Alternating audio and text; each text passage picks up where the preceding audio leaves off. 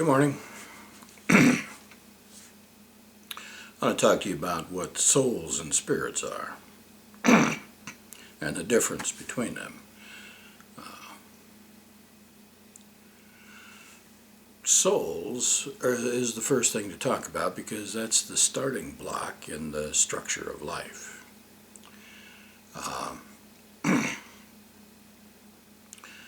At the Big Bang, all the souls are made for that universe. They're all made at the same time.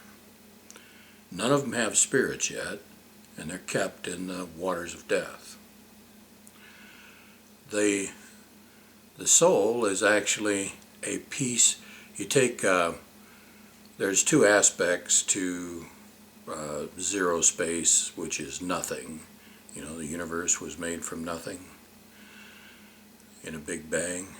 You divide the nothing, which is a zero space location, and you get the aspect of infinity, micro-infinity, and which is a power that's not of this universe.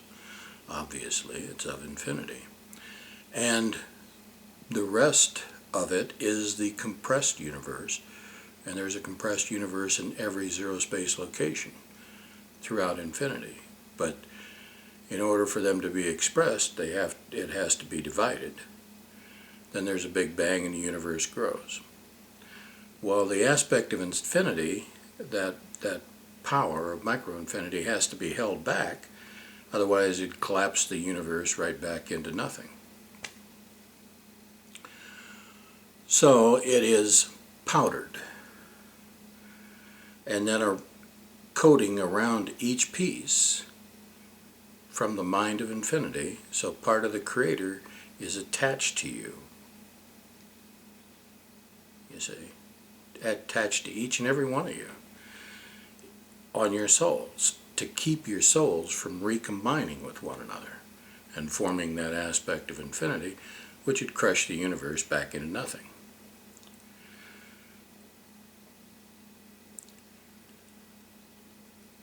So that's how all the souls were made.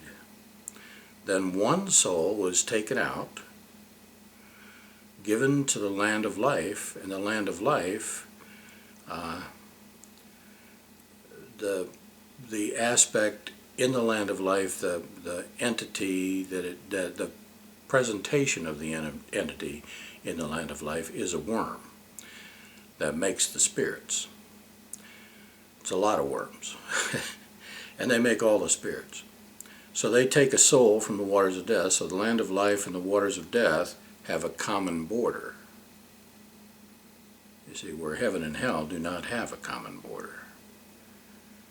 And the land of life, the waters of death, heaven, hell, are 4 of the 5 parts of the mind of infinity. The 5th part is attached to this first soul that it took out of the waters of death. And so that first spirit, also known as the Ancient of Days, was placed into the Big Bang, and that was his womb. And he stayed in the universe ever since then, until he was killed around midnight, November 23rd, 1984. And that gave rise to the Infant of Days. But that's another story. But that's how souls and spirits are made. Souls are made at the beginning of the universe, and then spirits are made whenever a soul comes out of the waters of death and goes to the land of life. It gets a spirit. Now all the other souls with spirits were deposited directly into heaven. They don't come into the universe. Only the first one does, because that's the Creator himself within creation.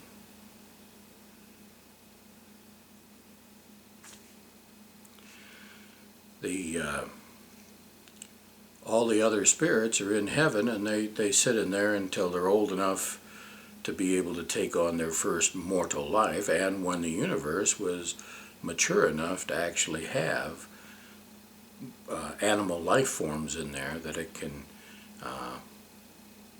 be attached to. And in creation, we only use the animal life forms, from, like the smallest, about the worm, and the largest, a dragon. The big dragons.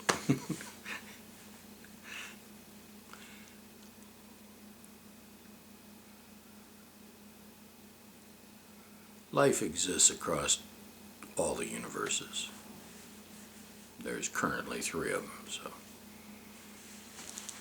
probably be more in the future, but right now there's 3. Creation's still very young.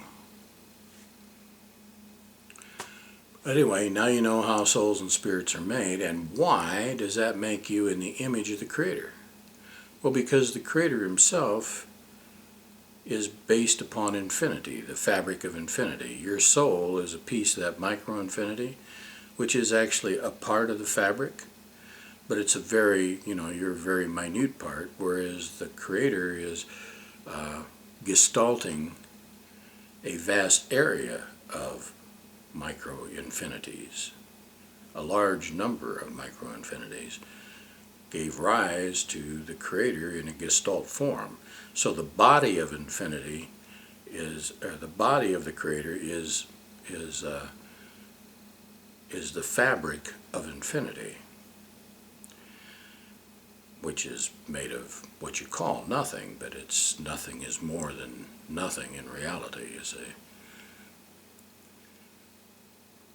That micro-infinity has the ability to remember, as does your soul, from which it comes. You see, your soul comes from that micro-infinity. It has memory capability. There was nothing to remember except the fact that they existed. So all those little infinities were out there remembering that they existed, but they didn't know anything else. Until that memory became so strong, they could start to feel the other ones, and communications began, and then a gestalt mind to bring them all in together into a uniform expression developed. That was the Creator. And then he continued to build gestalts in the life forms of his creations. This is not the first creation the Creator's had.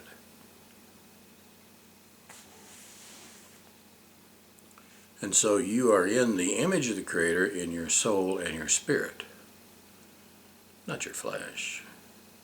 Flesh is of the dust, returns to the dust. You're in the image of the Creator in your soul and your spirit. So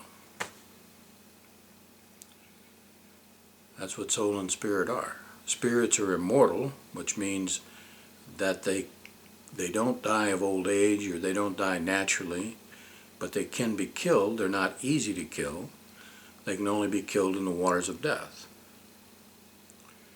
Souls can't be killed, period.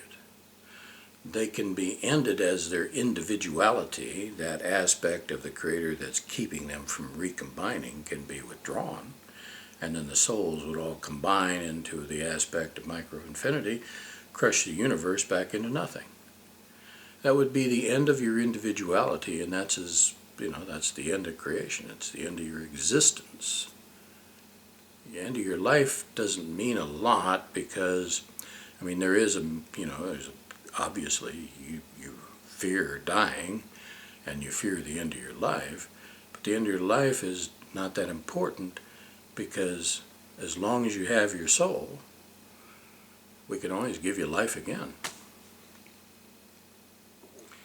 So as long as creation exists, you exist. And as long as you exist, you can and will always get more life. So that's how it works. And reincarnation is obviously the process by which you experience the universe, and your lives, what life you go into, is under the control of heaven. It's not under your control. It's under the control of heaven what life you go into.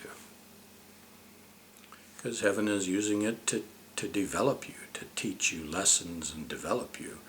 But at the same time, you are developing yourself, because the only place you have freedom, the freedom to do evil, is here in the universe. Other than that, you don't have that freedom.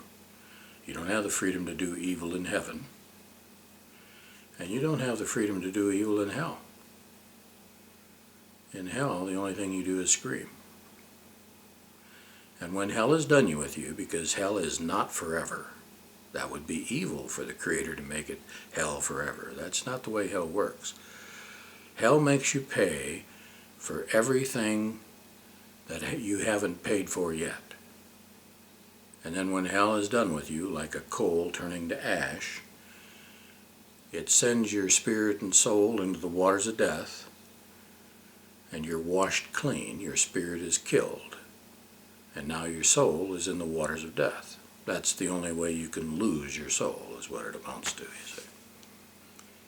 Well, you've lost your soul, but now that the Ancient of Days has died, and the Infant of Days, who is the first to get his soul back with a new spirit, exists, that's opening a door of a second level of reincarnation, soul into spirit. Now all those who lose their spirit, they have their spirits killed and they lose their soul, they can now come back and get a new spirit and go into heaven. So, it's a lot, I guess, to understand, and not all of it is very well explained in the Bible, because the enemy didn't want you to know that much. But I could care less what they want. Have a nice day.